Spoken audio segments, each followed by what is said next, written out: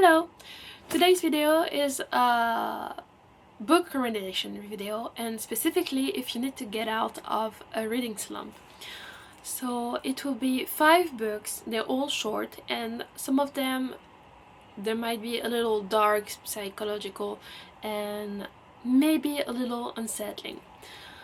So let's start with the first one, which is the most unsettling one, to be honest. It's Perfect Blue. It has nothing to do with the movie, to be honest. It's technically based on that book, but there's no link except the name of the protagonist, maybe, but that's it. I really hate the movie because I really loved the book. So this book is by, I'm so sorry, I'm gonna say it wrong, I already know it, Yoshikazu Takuchi. I will put the names there, it's safer.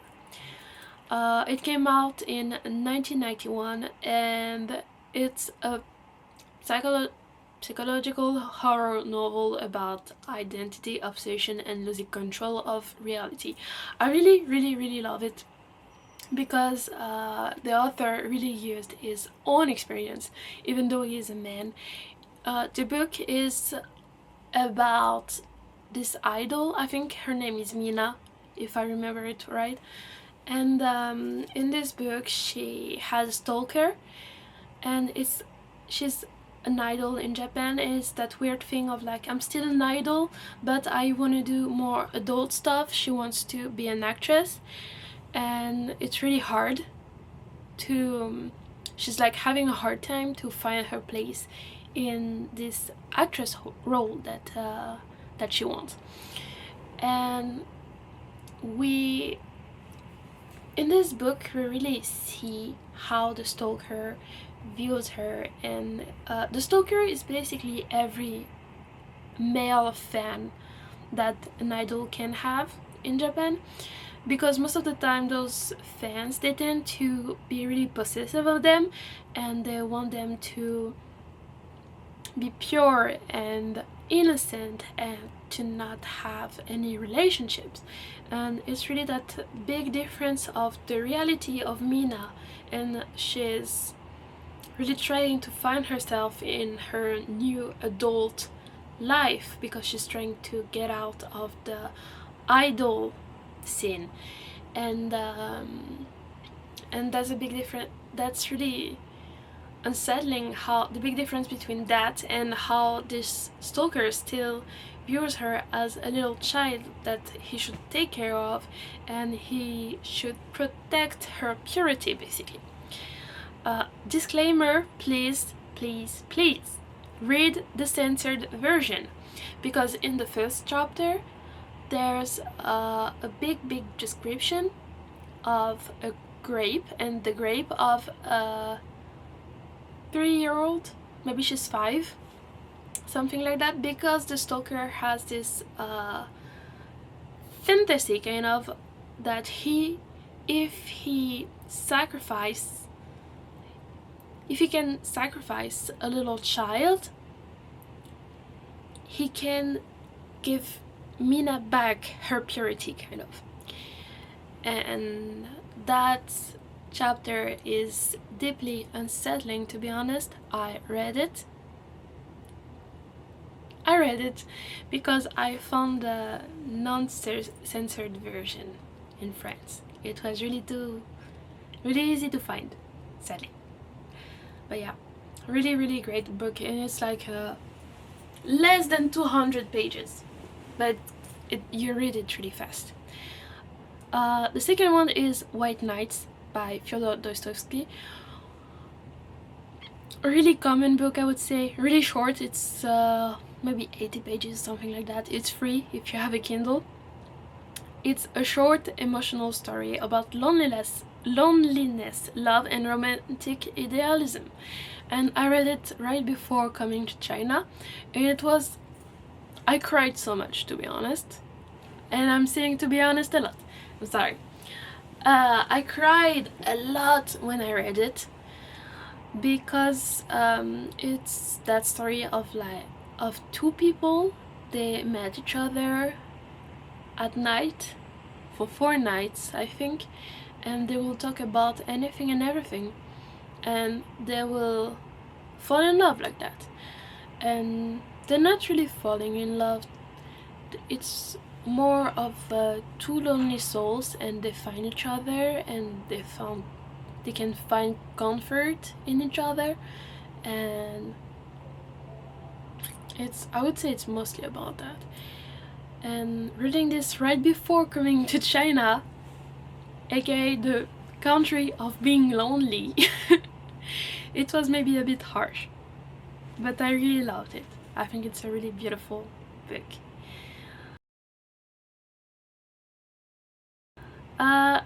The third one is again by Fyodor Dostoevsky. It's The Gambler, because I really liked it. I think it was really fun, and it's a semi-autobiographical novel about addiction and self-destruction. Because I heard this, but I don't know if it's true. But I've heard that a lot, that Dostoevsky was in debt at the time, and that he needed to read a book, to write a book, and he was in debt because he was gambling so much. So he wrote a book about that. And basically, you just follow that man that's called Alexei, I think. I read it like last year. I think it's called Alexei. And he just discovers he's working for a man, the captain, and the captain is gambling a lot. And he's just waiting for his grandma, or I don't remember how they related, but the grandma, which is called the babushka in the book, if she when she's going to die, he will he will get a lot of money. So the captain is just waiting for her to die, and that's the whole book. And the captain is waiting for his grandma to die so that he can get the money to gamble more. And Alexei is just seeing that, and he doesn't understand anything, to be honest. He's just like, nah. And then the grandma finds out about the fact that the captain is waiting for her to die. So she comes to France. Paris. I don't remember where. She comes to China. She comes to France because she found out that he has been waiting for her to die, and she just started to gamble too, because she doesn't understand why he's so obsessed with gambling. The fourth book, I said there's 5, but there's 6 actually. I'm sorry. So the 5th book is Animal Farm, really basic, by George Orwell. It's a political allegory told through animals on a farm. So it's basically a little society of animals. They get power, and this book is about power, corruption, and how ideals get twisted over time. It's just animals, and they try to get control over each other.